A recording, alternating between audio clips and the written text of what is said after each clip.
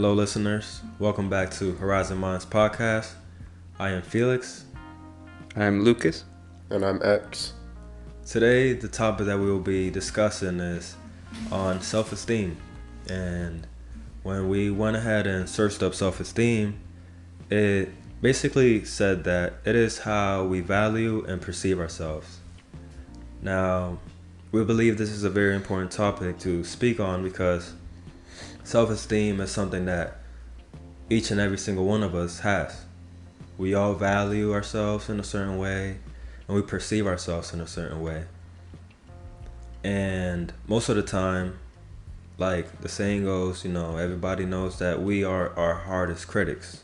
And so this plays a big role into our self-esteem and eventually into our lives. And I think it's a good topic to get into because we need to learn how to start valuing ourselves for what we truly are and not what we have come to believe about ourselves. And not just what we believe, but also, if you believe that you're pretty low, start to raise that, that thought and that vibration and value yourself a lot more because we are all very valuable and there's not a single currency that could be placed on any of us. We are not worth $1 million. We're not worth 1,000,000 yang or the other currencies. Like, we are all very valuable and we need to value ourselves, and not just ourselves but the people around us, and just connect and be more loving to each other and most importantly to ourselves. So with self-esteem, I'm going to pass it on so Lucas or Xavier can have something to say about it. What do you guys think about self-esteem? I think it's a very important topic. Honestly, it's one of those things that I suffer with. I don't have the highest self-esteem. I feel like in certain aspects, you feel confident about certain things that you're good at. So for example, I feel pretty good about, anything athletic. That's kind of always just been my thing. Right.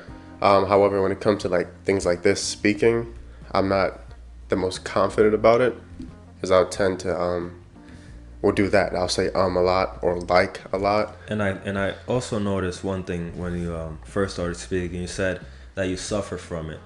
Yeah. That thought alone, that word, placing that sentence together, I suffer from it. It's already creating, I feel like a chain of energy towards a more lesser self-esteem because you're saying that you suffer from it. I don't think you should say that you suffer from it. I think you should, say that, at times I do have some low self-esteem because, we all have times where we feel pretty low. That's true. I see what you're saying. You're right. When you're so accustomed to saying certain things, you don't really pick up that is also the way you say things can also have a negative effect on yourself. So I definitely agree with saying if I suffer from this, you're already kind of connecting this action to a negative annotation. Right. When it's not really negative at all. I just don't like it myself because it is frustrating when I'm trying to have a conversation and I stutter or I'll misspeak. But over the course, because I've always had this issue, even when I was younger, I had a speech impediment. I had a lisp. I think it's, right? Mm-hmm. I had a lisp. And so I've always been wary of public speaking. But I've also kind of in a weird way, made that kind of one of the things I'm also, I want to be really good at it. Make it kind of what we're doing now with the podcast.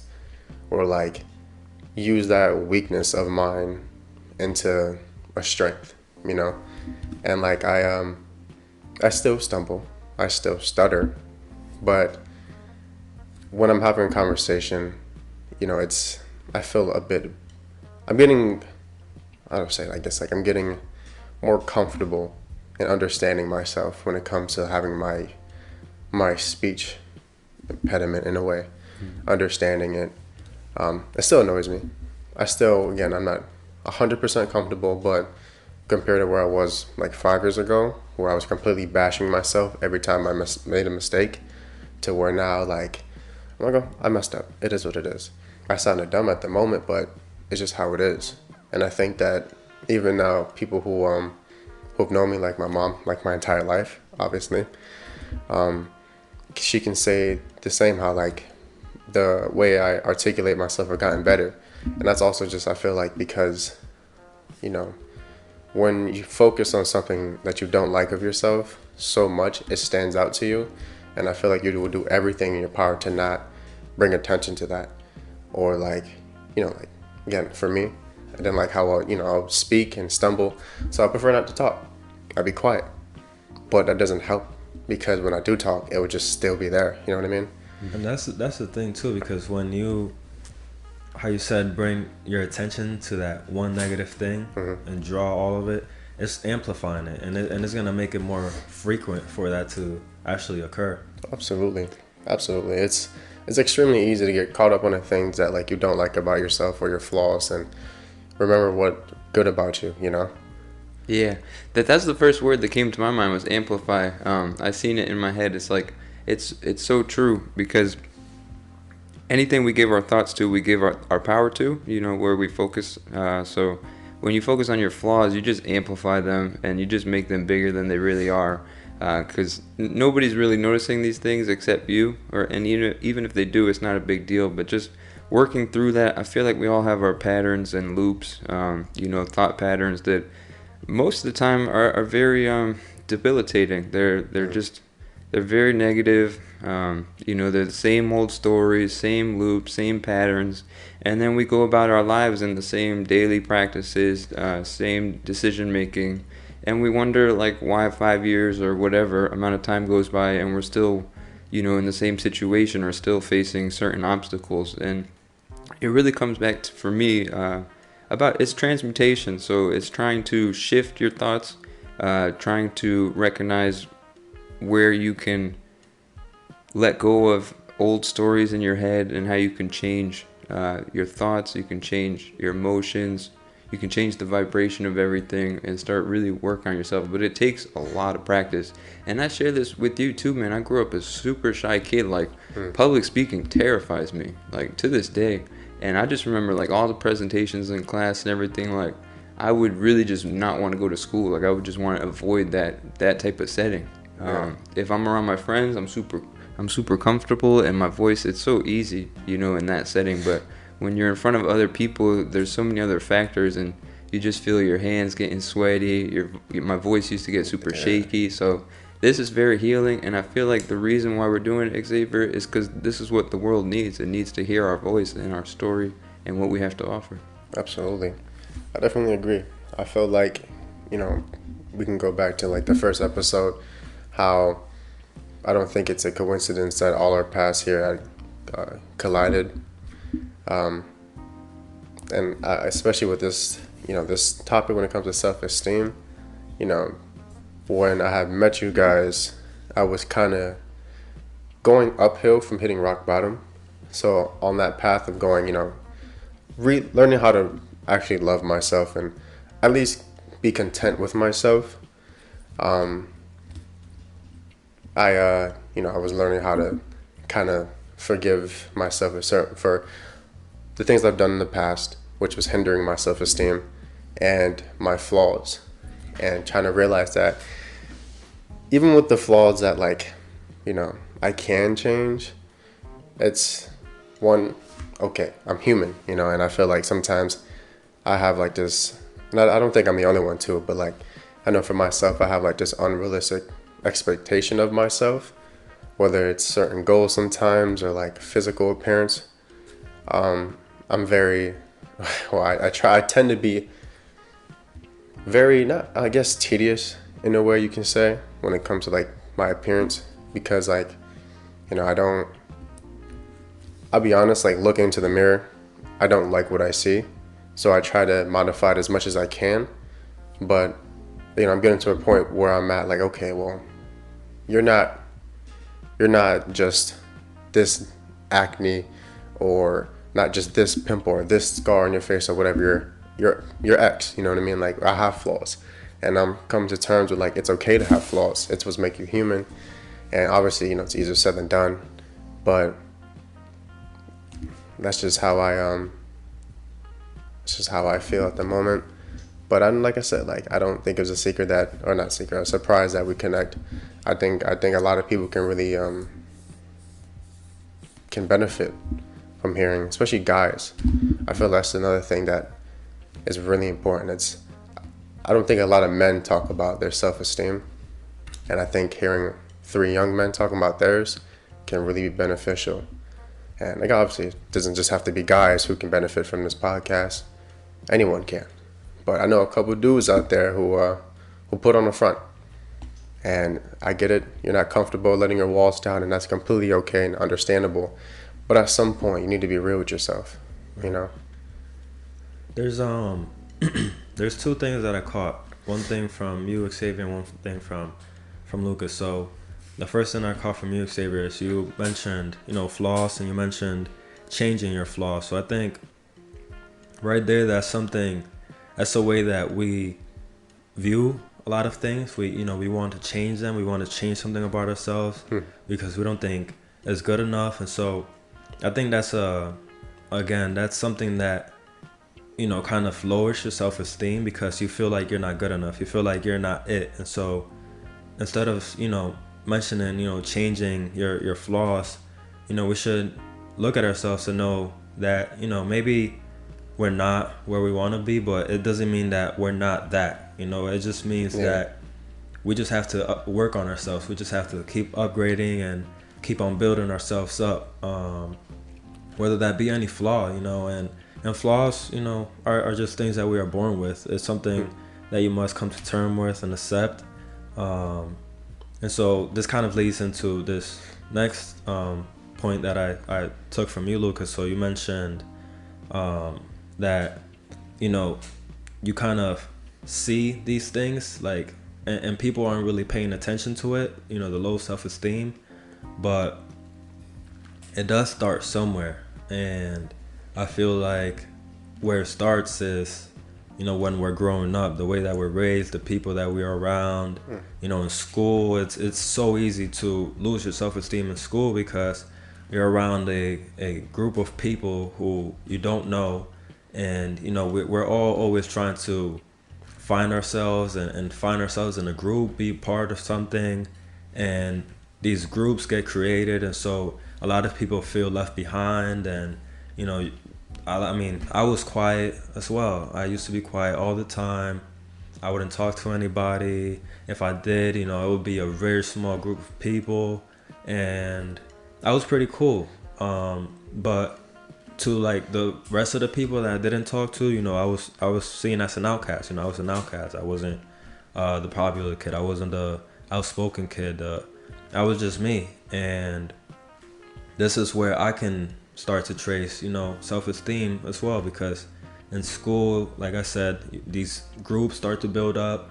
People get left behind. People get left out, and they start feeling down already from there. And people were mean, a lot of times, and people may say certain things like, oh, your hair, something about your nose, something about whatever, and now you have this self-esteem. You have this conscious thing that you started to build up, and it really starts from people, because when me and Lucas had the pleasure to be with Isaiah today and do some Tai Chi together, and we spoke of being around like newborns and learning from newborns. You're so what's the word? They're vibrant, and their energy is so innocent because they don't have the conditioning. They don't have the programming that comes with growing up in society today. Right, exactly. In society, you're very innocent, and we're very innocent until we're affected by the words, by the actions, behaviors of somebody else, and that starts to play a role in our mind, because it gets entrapped in there immediately, because you're like, what did I do wrong? Like, what's wrong with me? And you start to look at these things, and right there your self-esteem is just going downhill. And again, bringing it back to school, or even just not even school, family can do this to you. Anybody can do this to you, where they point something out, and now you have it ingrained in your mind.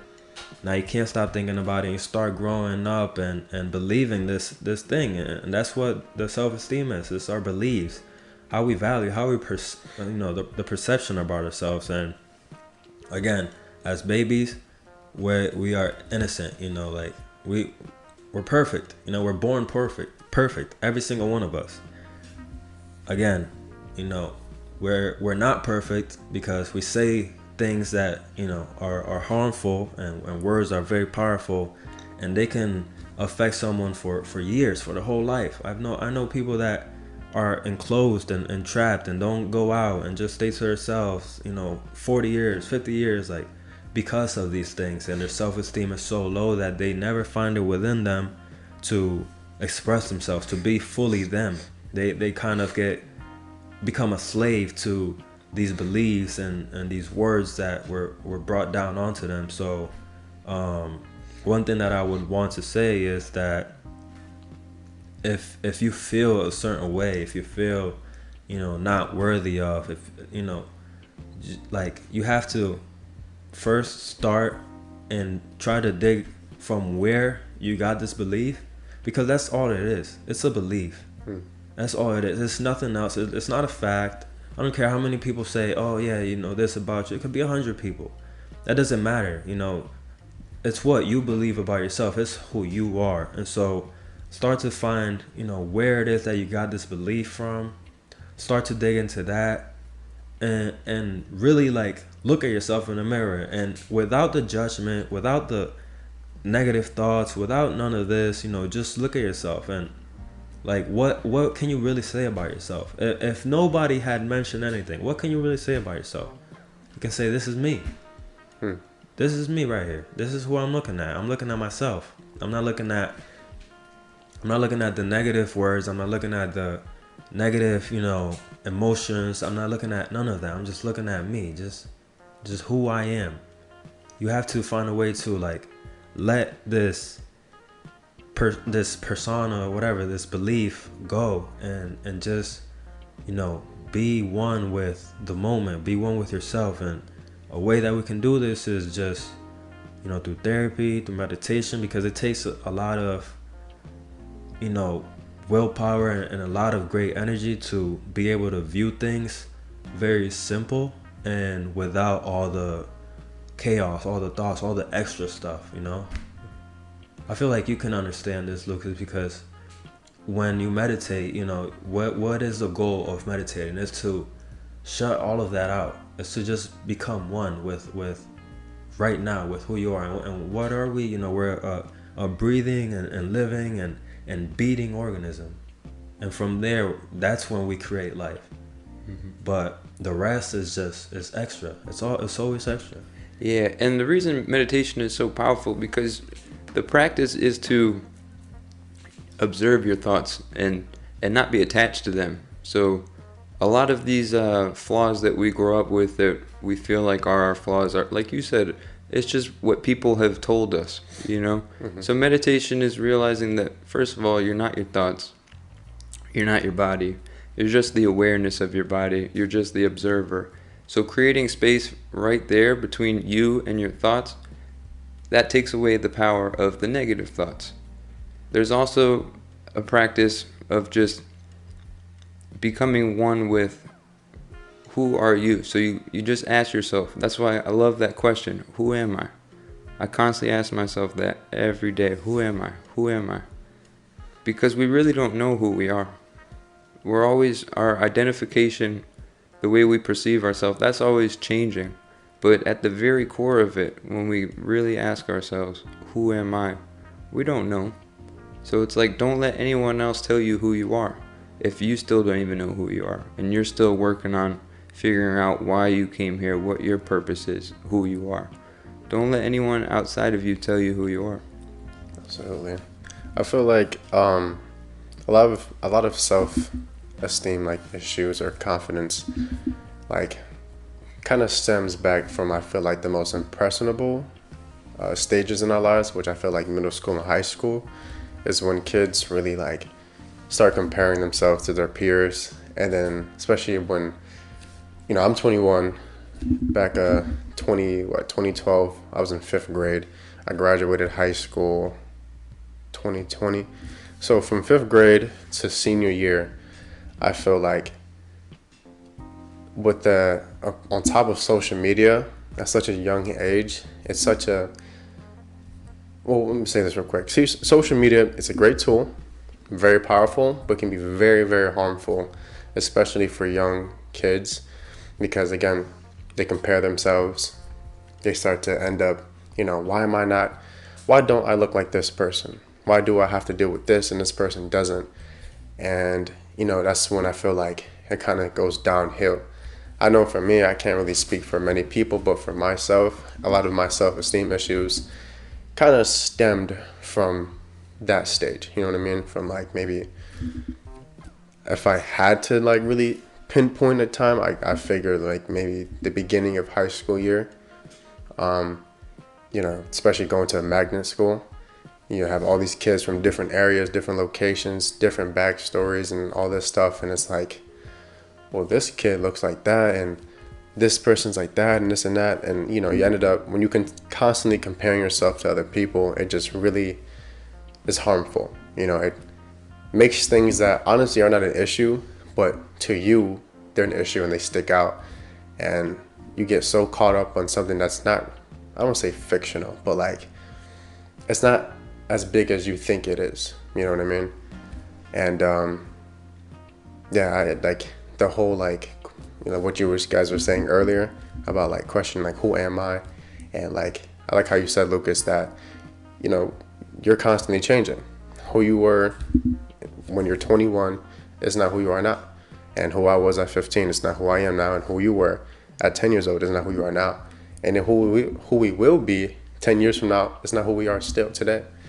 I don't know if that made sense, but you know what I mean? It makes sense to me because, like, Lucas John Fisher, I don't know who that person is always changing, Mm-hmm. But at the end of the day, the only thing I know is that I'm a spiritual being.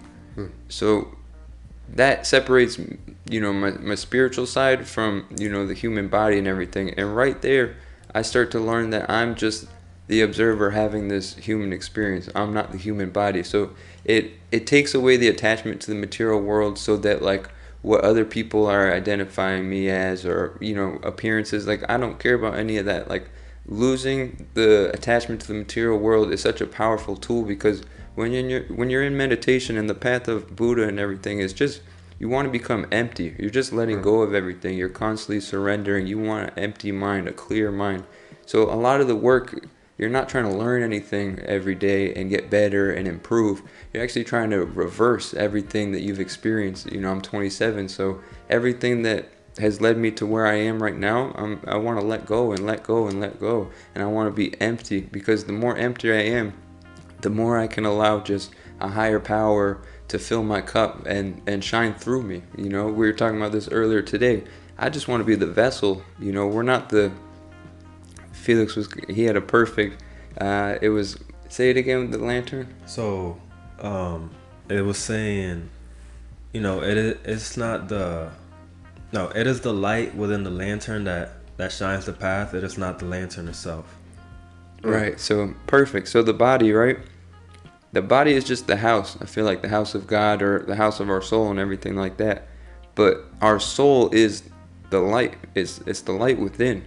So tapping into that light, first you have to start taking care of yourself. You need to have self-love practices daily. So you need to have positive self-talk. You need to have love in the house. You need to take care of the house, take care of the temple. You need to nourish the temple with good foods. You need to nourish it with good practices. You need to take care of yourself. And I feel like the reason we get caught in our ways, and then we, 10 years, 20 years go by, and we're still dealing with depression and, just hard times, and we're not happy and we don't have peace. I feel it like our heart gets closed off, whether it's when in your teenager years, your younger years, when you're just a baby. It might be something in your family growing up. It might be your relationships, your first relationship with another person. But at the end of the day, anyone that's listening here, I know is going to be an adult. And we can't get caught in the past and just always be a victim to the past. We need to, at some point, we need to just take responsibility for where we are and choose to be co-creators, and not allow the past and these stories to shape who we are. You were saying something really nice. You were saying, we come to 20, 30 years and we're still carrying this depression, we're still carrying these things. And why do we still have these things? Because we still have them within. We're still carrying them. You still carry that because you still carry it. You know, like you said with the cup, you know, you have to empty it out. You're trying to bring in more good, and you still have your full, you know, your cup full of bad. So, like you said, you have to find a way to empty it out to make room for everything else. You can't mix it all together. It's gonna spill over. It's not gonna work, and you don't even want to have a mixture. Like, I know there's, you know, yin and yang. There's, you know, this and that, but the true balance is when you start to empty yourself of, you know, these negative things. And the balance is when it's not that you're gonna be good and perfect all the time. It's just that you will be in a space where you can really be more clear and intentional about things, and you can start to choose more of the good. You can start to live more of the good instead of going from the bad trying to go into the good. Now you're trying to go from the bad to the middle to better. You know, instead you should be in the middle and progressively work towards being better every single day. Absolutely. I feel like, you know, like you're saying, like you have to have a balance. If you are like focusing so much on the negative, you know, it's gonna overwhelm you, and you can't pretend and only focus it on the good things. It's And overwhelming. it's overwhelming either way, you know. And like for me, like I said, like, you know, I tend to you know, I'm human. I tend to still get caught up in certain things that I'm not confident about, and you know, I hyper focus on it, and it overwhelms me. But then I catch myself because I realize that, you know, me focusing on this one little quote unquote bad aspect of myself, it's just only going to draw it out more, and it's not going to help. You know, you got to come to a point where, like, okay, like I understand this is the part of me that I don't like, and if it's something that I can change, like whether it's like, okay, well, I've gained 10 pounds within the past couple months, blah blah blah, I'm not happy about it. Don't beat yourself up over it.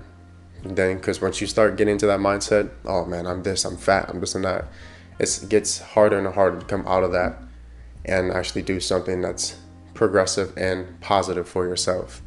Just be like, okay, you know, I did gain 10 pounds. This is what I'm going to do. And, you know, you got to come to terms with it and understand it. Understand yourself and be patient with yourself. And again, like, I'm going to sound like a broken record, but don't compare yourself either. If you're going to compare yourself to who you used to be, you know?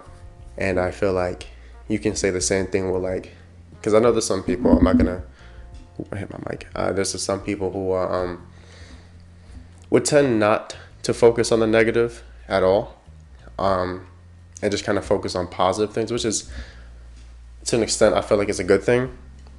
But you can't, you know, just drown out the negatives. You know what I mean? I feel like if you want to, you know, find that perfect yin yang balance within yourself, you need to focus on the negative, address it best you can, and then also use the good things about you to as in positive affirmations. Like, you know what? Yeah, today I got this pimple on the side of my head, but I'm still 6'4". You know, I still am physically healthy. Yeah, I might not have this nice car. I might drive around in the 1999, whatever, but I have a car. You know, it's all about, I feel like, perspective. And again, once, you know, I feel like a lot of your, I won't say like self-hatred, but like lack of self-esteem for a lot of people start again at that impressionable age of, you know, high school, middle school, and it gets very hard to get out of that. But once you address it, once you come to terms, like, yeah, I don't feel comfortable about this, I don't like this about myself right now, and I'm willing to change it or accept it, then that's when I feel like growth starts to happen. But for the people who are in their 50s, 60s, and 70s, never really reach that point, it's because they don't really want to admit it, or, you know, they're just so comfortable with that negative energy that, you know, trying to work through it, trying to address it is just so uncomfortable that they just rather just hate themselves. Yeah, and in today's world too, I mean, so everything you're talking about is like is basically bypassing, and there's so many ways to do it in today's world. I mean, there's so many distractions, so it's so easy to go your whole life with you're always running from it. You know, those Mm-hmm. impressionable years, those teenage years, you're always running from it, and you waste your life if you do that because why always run from it? That doesn't solve anything, and you're just empty the whole time. You know, you Mm-hmm. never find that peace, you never find that happiness because you're always running. We've talked on this podcast about fear. Let's face our fears. Let's recognize our fears. We've talked about goals. Let's set goals and let's act on them.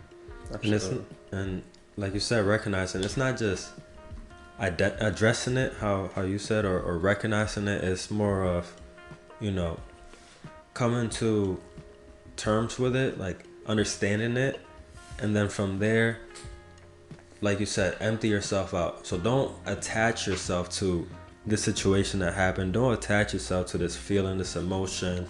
Understand it, you know, try to figure out where it's coming from, and then from there you have to find a way to let this go. Mm-hmm. You can't hold this in, address it, think that you addressed it and now this is good enough because you know about it.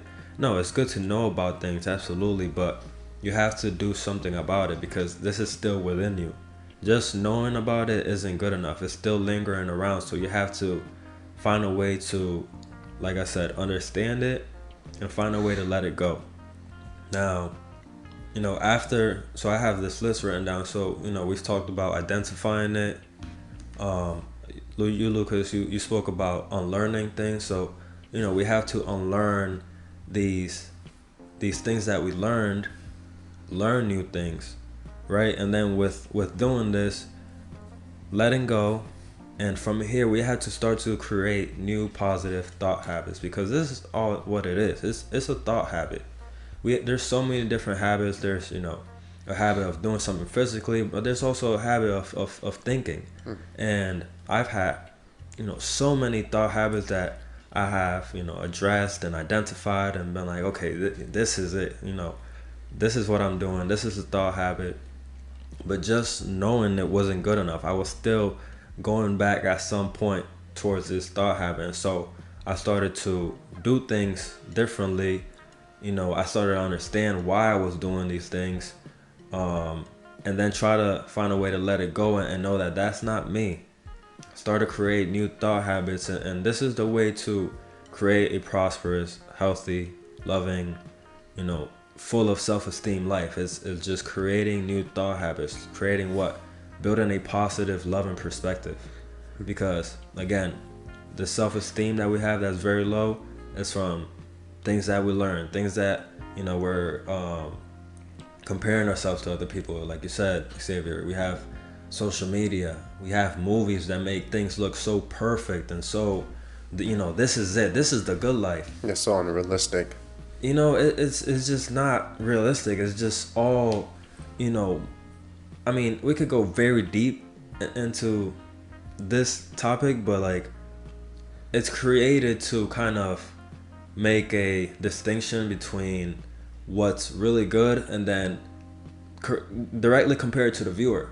Yeah. And so the viewer is comparing themselves to this, and now this is how people are kept very low. This is how people are kept broke. This is how people are kept, you know, enslaved and poverty and just, you know, you name it, and personalities.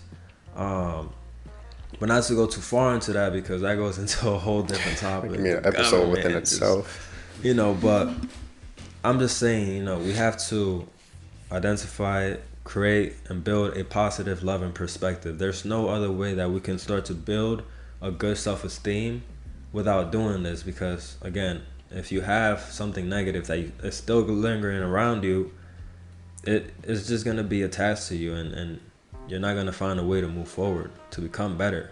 Mm-hmm. And any darkness you find in yourself, like when you're reviewing yourself, if you see darkness or any flaws, just shine the light of awareness on it. Accept who you are. I feel like acceptance is the first step. You want to accept yourself, accept where you are, what's happened to you, and just work on your relationship with yourself. Every relationship takes work, so what are you doing in your life to work on your relationship with yourself? What are your self-love practices? What are you doing every day that is for yourself and not for others? That's very important. That's That very last important. part is what you're doing for yourself, not for others. You know, for me, growing up, you know, when I was going through like a lot of rough times and stuff, you know, and like I would get like these negative thoughts, and you know, it's easy to do something for someone else, like live for somebody else, you know, like, you know, for me, I wanted to live for my sisters and my mom, you know, for these people that I care about so deeply. And, you know, at a time, it's like, you know, I'm going to touch on this topic at a different time. I have something in my head that I feel like will be more suitable for this so for me, for the longest time, I only felt as good as who I was with. So whoever my companion was, that's how I kind of based my self-worth. So Your companion as in like a relationship? yes. Okay. So like with my ex, you know, we we're both very dependent on each other. Um, I didn't really have the best, you know, self-esteem. So when we got together at 15, broke up at 20, and I feel like those 5 years, obviously, I feel like are extremely impressionable on yourself. That's when I feel like you kind of start to learn who you are in a way, and you start shaping up for the future. And so when like within those 5 years, we didn't really develop ourselves. We still grew up, but for me at least, I didn't really build that self-confidence until it was too late. You know, so when we broke up, and, you know, for the first time, like by myself in a long time, and it's like, I didn't, you know, it was extremely uncomfortable because at the time when everything was happening, it felt I was just overwhelmed with all the negative flaws of myself because I didn't at the time view anything positive. Only thing I viewed positive was my ex. You know, that was the positive thing about Xavier. Things that she's spoken to you. Yeah, you know, so when I don't have that anymore, it's just like, oh damn, well, this is this and this and this and that. You get, you know, I got overwhelmed. So there was a time, and even now, I'll catch myself slipping where, like, you know, I would just go find somebody and hook up with them because, you know, I get easily attached, you know, and I'm like, oh well, you know, this person liked me, so they got to be something positive about me, right? Like, I'm not ugly, you know, they like me and stuff like that. So I have thoughts like that, and then, you know, I'll talk to the person and then realize like, no, this isn't really it.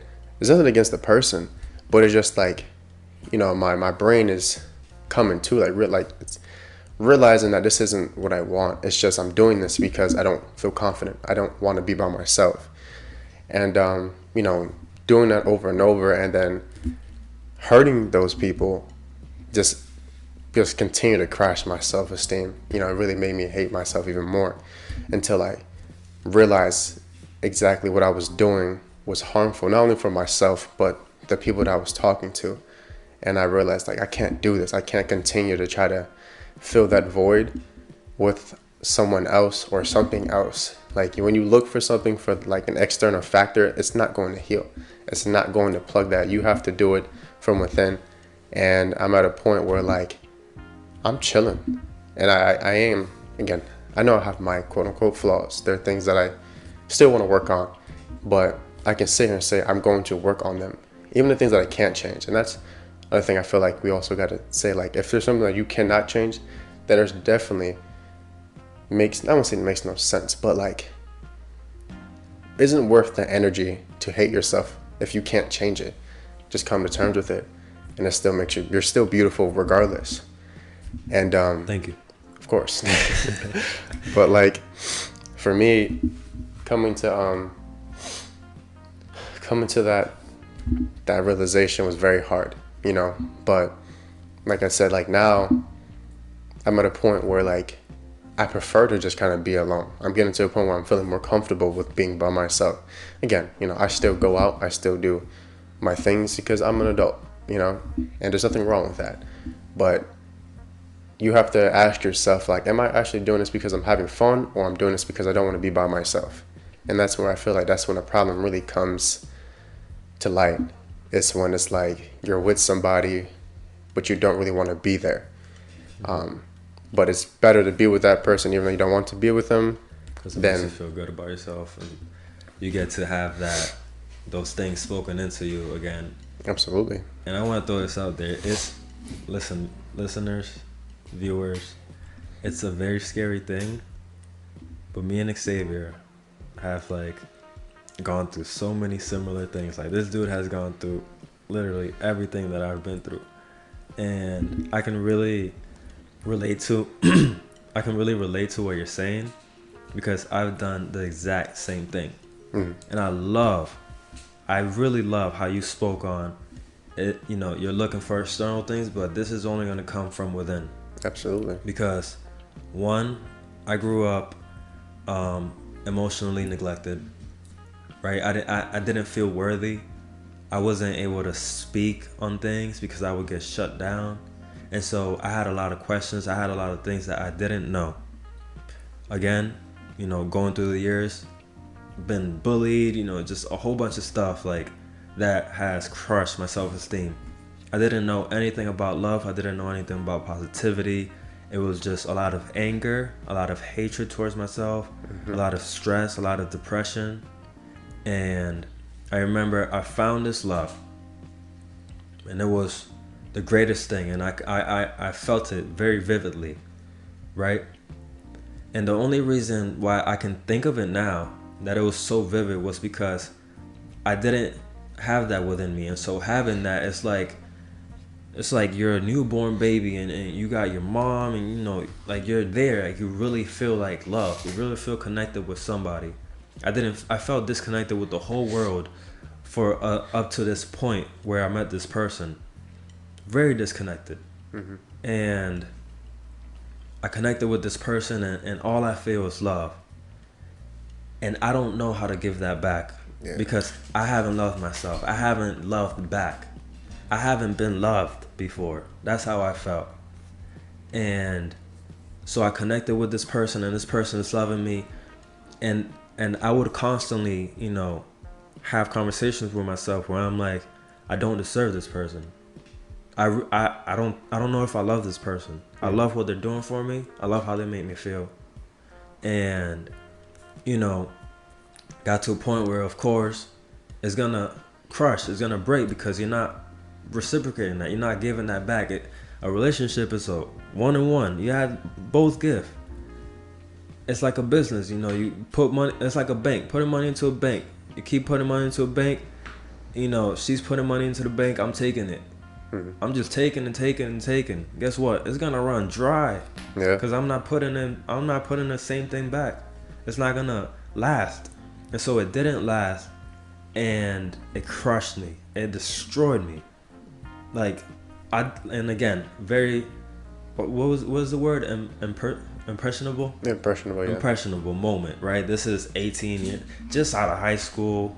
I was gonna go to the Marines. She told me no. I was so in love. I'm like, yes, I'm gonna stay. Yeah.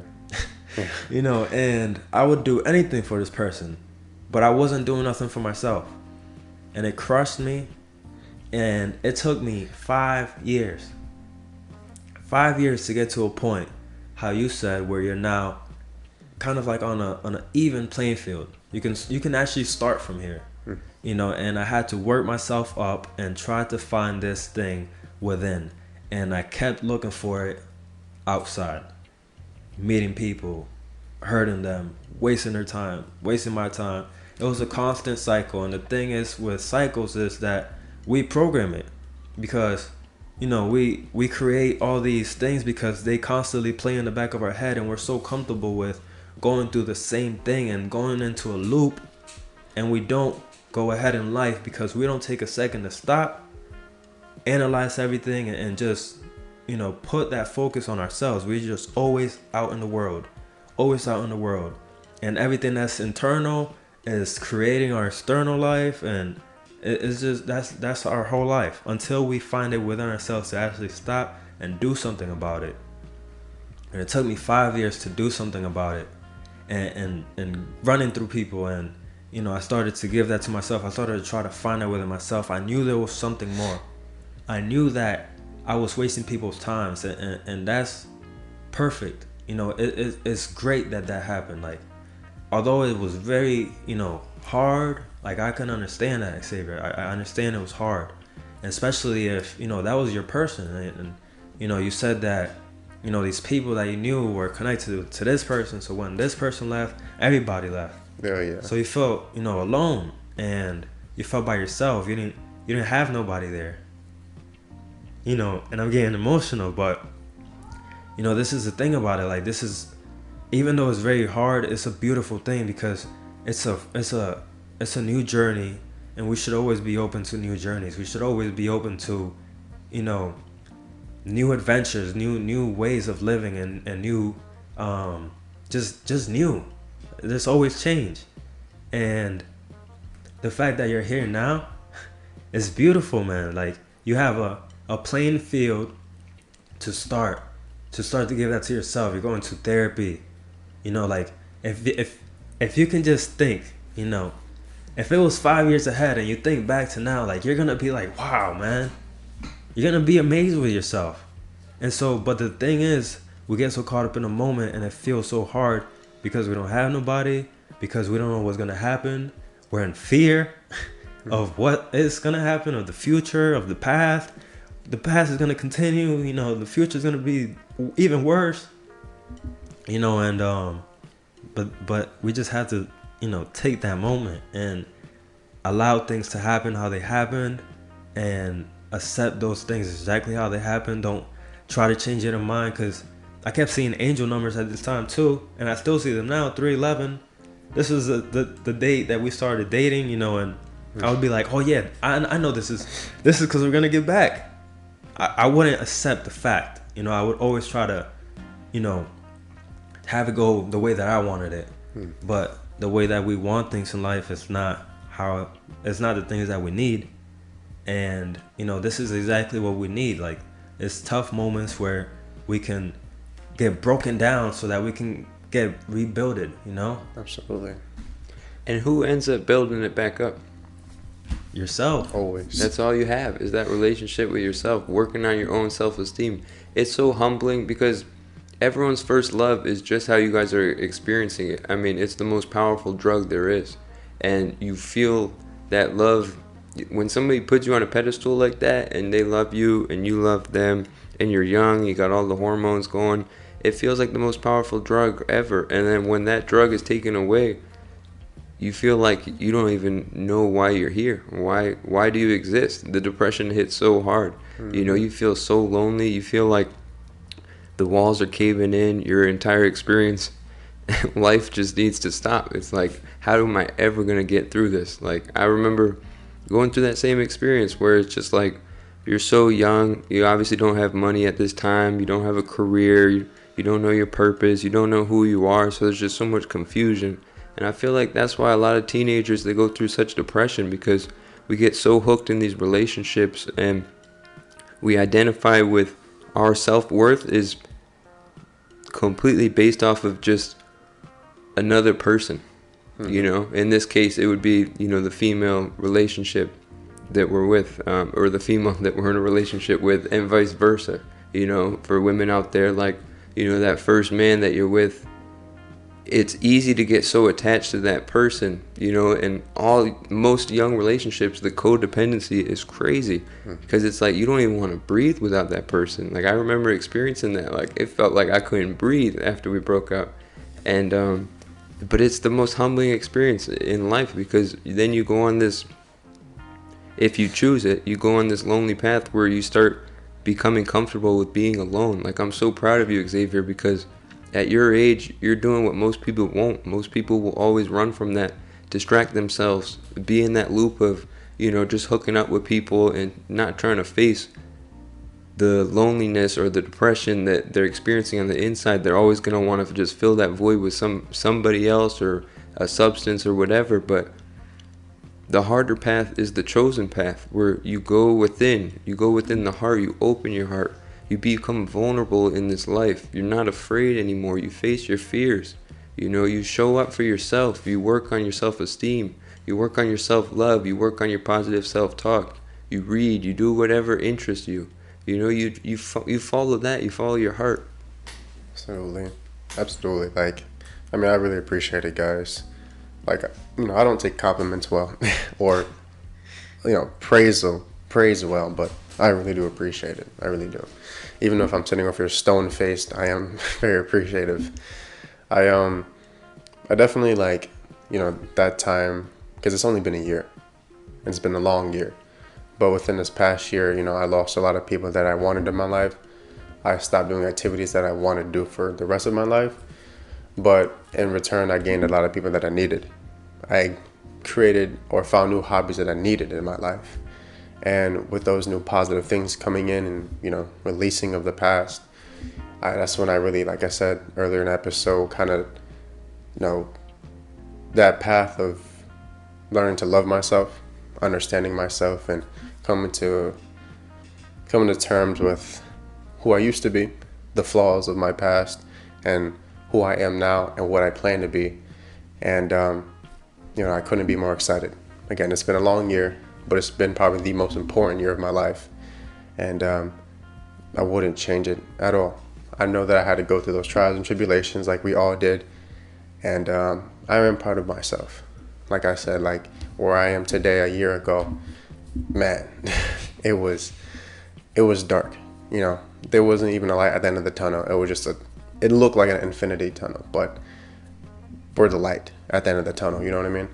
And I feel like, to the listeners out there who are going through maybe a similar situation, or, even if you're not going through a similar situation, that feeling of like, oh man, I'm not good. Let me go do this activity to make me feel better about myself, or let me go with this person and try to fill that void within ourselves from external factors. Don't do it. And I know it's going to be like, well, I mean, easier said than done, but like whenever, like your brain is going to tell you, your conscious is going to tell you that you're doing something wrong. It's that little voice in the back of the head when we're doing something like, is this right? Should we really be doing this? But then you're like, oh, nah, it's not that bad. And then it turns out to be really bad.